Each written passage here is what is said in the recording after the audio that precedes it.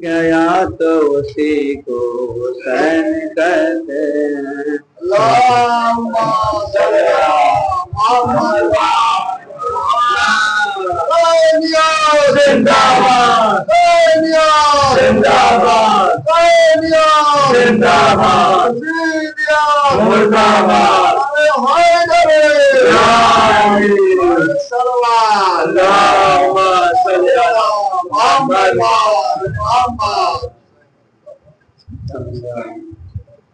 میرے خالق میرے مالک اتنا کرم کر دے مجھے،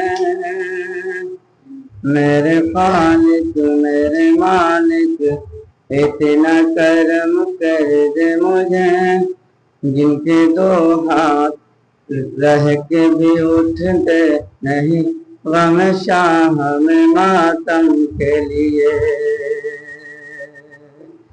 جن کے دو ہاتھ رہ کے بھی اٹھتے نہیں غم شام ماتم کے لیے، ایسے ہاتھوں کو تو لولا کر دے۔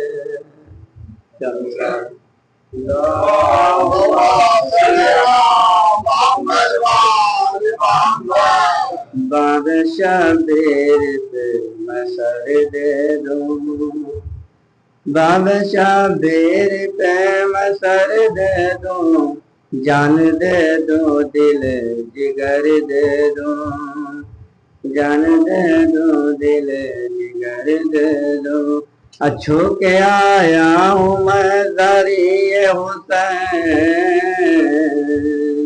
چھو کے آیا ہوں میں زاری حسین، آئے پترست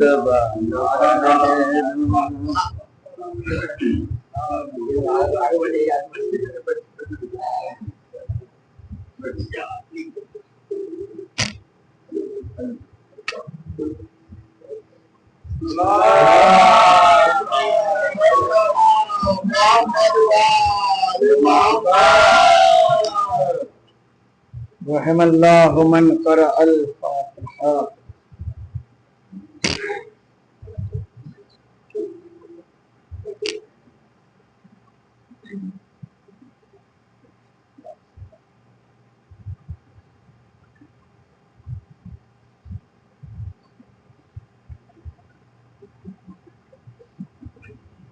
لا حول ولا قوة إلا بالله العلي العظيم۔ أعوذ بالله من الشيطان اللعين الرجيم، بسم الله الرحمن الرحيم۔ الحمد لله رب العالمين، والعاقبة للمتقين، والجنة للموحدين، والنار للملحدين، والصلاة والسلام على سيد الأنبياء والمرسلين، سيدنا ونبينا وشفيع ذنوبنا وحبيب قلوبنا وطبيب نفوسنا، مولانا مولى الثقلين جد الحسنين بالقاسم محمد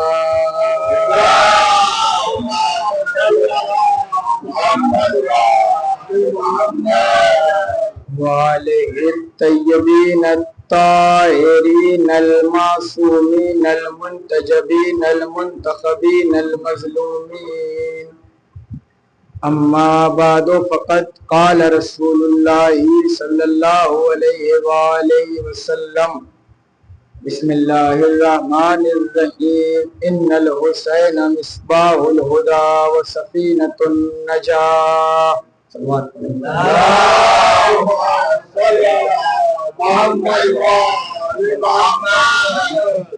معزز ترین سامعین اکرام، بزرگان ملت، عزاداران سید الشہداء، غمخواران مظلوم کربلا،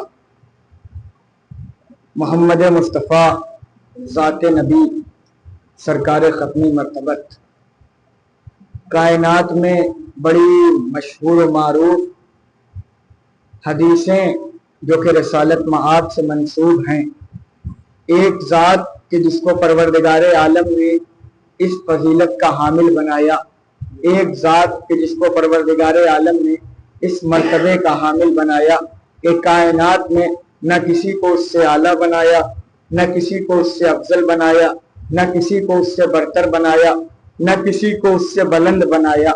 اگر کائنات میں پروردگار عالم نے اپنا مظہر کسی کو بنایا تو ذات رسالت کو بنایا۔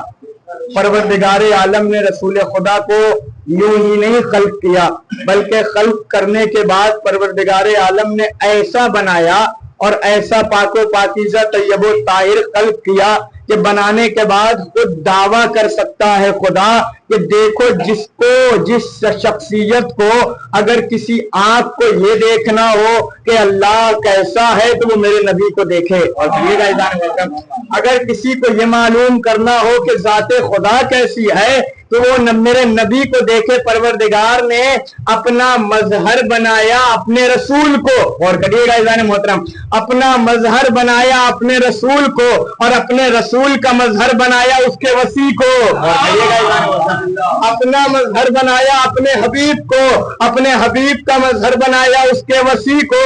یعنی خدا کا مظہر رسول ہے، رسول کا مظہر علی ہے، رسول کا مظہر علی ہے۔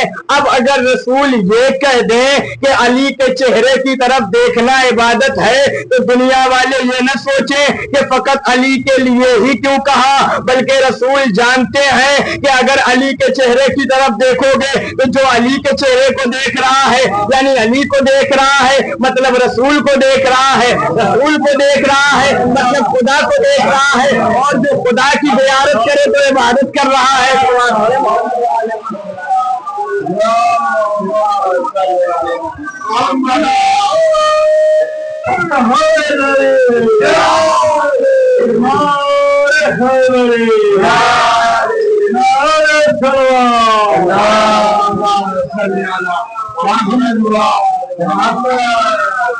اور اپنے حبیب کو اپنا مظہر بنایا خدا نے۔ جو چیز یعنی اب معلوم ہو رہا ہے جو چیز خدا میں پائی جائیں گی وہ اس کے حبیب میں ہمیں نمایاں طور پہ نظر آئیں گی۔ ہے غور کریں عزیزان محترم، اب اللہ کے صفات پیدا ہوں گے نبی میں، نبی کے صفات نظر آئیں گے علی میں، کہیں سے ایک چیز کی کمی نہیں نظر آئے گی۔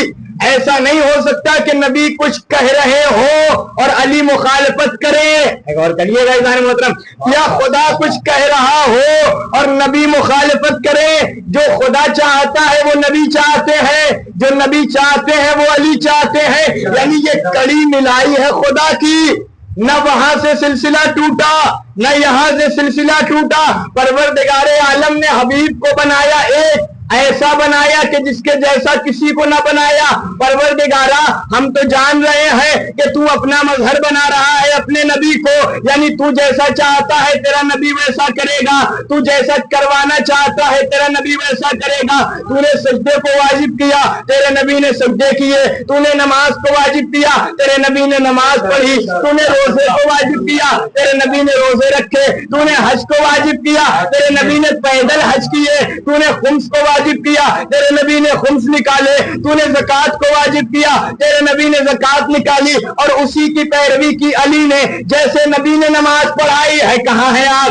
جیسے نبی نے نماز پڑھائی ویسے علی نے نماز پڑھائی۔ جیسے رسول نے خمس نکالا ویسے علی نے خمس نکالا۔ جیسے رسول نے جہاد کیا ویسے علی نے جہاد کیا۔ جیسے رسول نے حج کیا ویسے علی نے حج کیا۔ یعنی اپنا مظہر نبی کو بنایا، نبی نے اپنا مظہر علی کو بنایا۔ علی کو دیکھو تو نبی کو سمجھو، نبی کو دیکھو تو خدا کو سمجھو۔ یعنی نبی تو اپنے جیسا بنا کے جا رہے تھے اور دنیا نے دیکھا بھی تھا، لیکن پتہ نہیں لوگوں نے ادھر ادھر سے کس کو مان لیا کہ نہ اس کا مظہر ان سے مل رہا ہے نہ ان کا مظہر ان سے مل رہا ہے۔ صاحب نے کہہ تو دیا کہ یاران رسالت میں تھے، لیکن یار بننا اور ہے وسیع بننا۔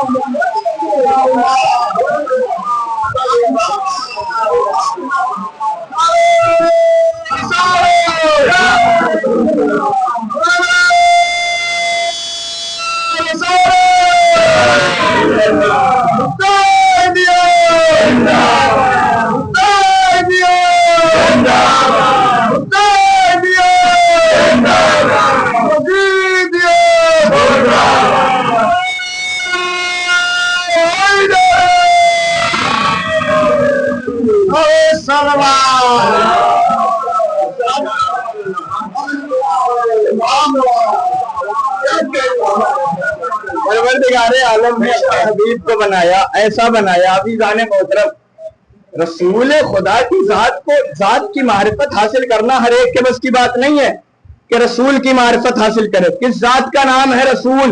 गौर करिएगा अज़ीज़ान मोहतरम, पूरी गुफ्तगू करूंगा इंशाअल्लाह। किस जात का नाम है रसूल? रसूल कहते किसको है अजीजों? परवरदिगार आलम ने अगर एक रसूल भेजा होता तो दुनिया वाले कहते कि हमें वक्त ही नहीं मिला समझने का। है, गौर करिएगा, हमें वक्त ही नहीं मिला समझने का। न हमारे दौर में नबी थे न हमने देखा। है, गौर करिएगा, न हमारे दौर में अली थे न हमने देखा, न हमारे दौर में हसन थे न हमने देखा। तो जिसके दौर में थे जरा उनसे पूछो। है, गौर करिएगा, जिसके दौर में नबी थे जरा उनसे पूछो कि जरा बताइए कि नबी कैसे थे, जरा बताइए कि नबी का कसीदा पढ़िए, नबी की शान में कसीदे पढ़िए कि आपका नबी था कैसा, हमारा नबी था कैसा। तो तारीख लिखने वालों ने लिखा, नबी की तारीफ में तारीख लिखने वालों ने लिखा कि हमारा नबी ऐसा था, हमारा नबी ऐसा था, हमारा नबी ऐसा था, हमारा नबी ऐसा था। तब कैसी तारीखें का सीरत निगारों ने लिखा है कि हमारे नबी की शान ये थी कि जब नबी चलते थे रास्ता तो नबी का साया जमीन पे नहीं पड़ता था। जब नबी चलते थे तो हमारे नबी का साया जमीन पे नहीं पड़ता था। ये क्या वजह थी? ये कैसी फजीलत है कि साया जमीन पे नहीं पड़ता है? अब सीरत निगारों से पूछो तो सही कि इसके पीछे वजह क्या थी कि सरकारे रिसालत जब जमीन पे चलते थे तो नबी का साया जमीन पे नहीं पड़ता था। या नबी अल्लाह, ये क्या माजरा है? सीरत निगारों ने लिखा कि साया जमीन पे पड़ता तो जब साया जमीन पे होता तो पीछे चलने वालों के कदम रसूल के साए पे आते। पीछे चलने वालों के कदम रसूल के साए पे आते। मशीयत को गवारा नहीं था कि मेरे हबीब का साया हो और सहाबियों के कदम हो। कि मेरे हबीब का साया हो और दुनिया वालों के कदम मेरे हबीब के साए पे पड़े। तो मशीयत को ये तो गवारा नहीं है कि सहाबियों के या दुनिया वालों के कदम भी रसूल के साए पे पड़े। तो दुनिया वाले अलग हैं, जाते अली अलग है। दुनिया वाले वो हैं कि जिन पे खुदा ये भी नहीं चाहता कि रसूल के साए पे कदम रखे। अली उस जात का नाम है कि जिसको खुदा रसूल के दोस्त पे बिठा रहा है। दुनिया की जात अलग है, अली की जात अलग है।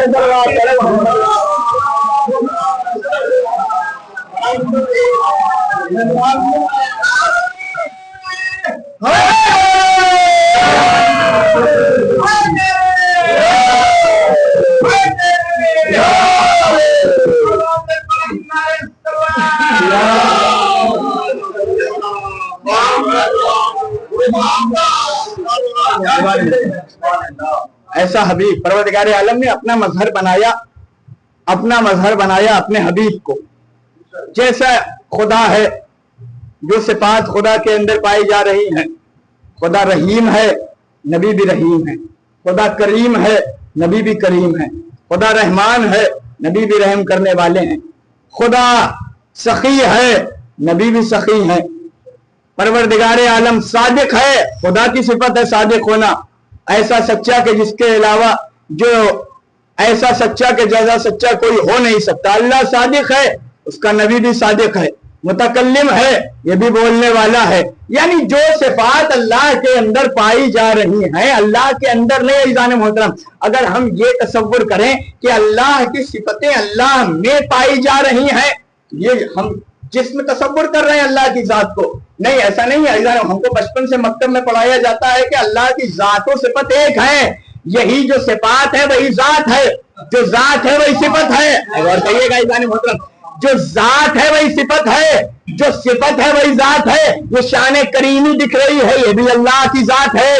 یہ شان سخاوت دکھ رہی ہے یہ بھی اللہ کی ذات ہے. یہ شان رحمانیت دکھ رہی ہے یہ بھی اللہ کی ذات ہے.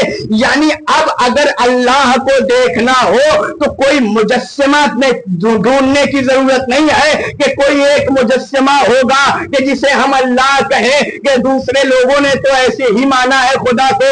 کسی ایک جسم و جسمانیت کو دیکھا اور کہا یہ اللہ ہے یہ اللہ ہے یہ اللہ ہے. اگر اس طریقے سے تصور کر لیا جائے تو ہمارے ایمان میں کمی آ جائے گی. نہیں, اللہ جسم نہیں رکھتا. غور کریے گا, اگر اللہ کو تلاشنا ہو تو اس کی صفتوں کے ذریعے سے ڈھونڈو. غور کریے گا عزیزان محترم, اللہ کو تلاشنا ہو تو اس کی صفتوں کے ذریعے سے ڈھونڈو. بارے الہ, تو نے کہہ تو دیا ہے کہ تیرا کوئی جسم نہیں ہے, ہمیں ڈھونڈنا بھی ہے تجھ کو, تو تجھ کو ڈھونڈے کیسے؟ کہا میری صفتیں دیکھو. کہا کہاں دیکھے صفتیں؟ کہا میری سخاوت دیکھو, میری کریمی دیکھو, میری رحمانیت دیکھو. کہا کس میں ڈھونڈے؟ کہا ہم نے ذات بنائی ہے.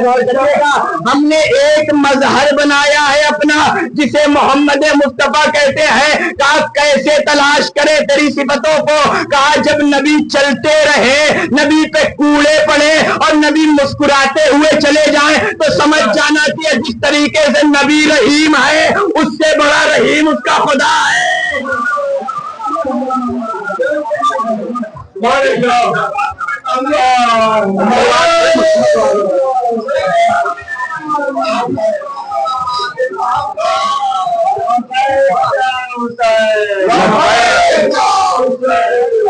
یا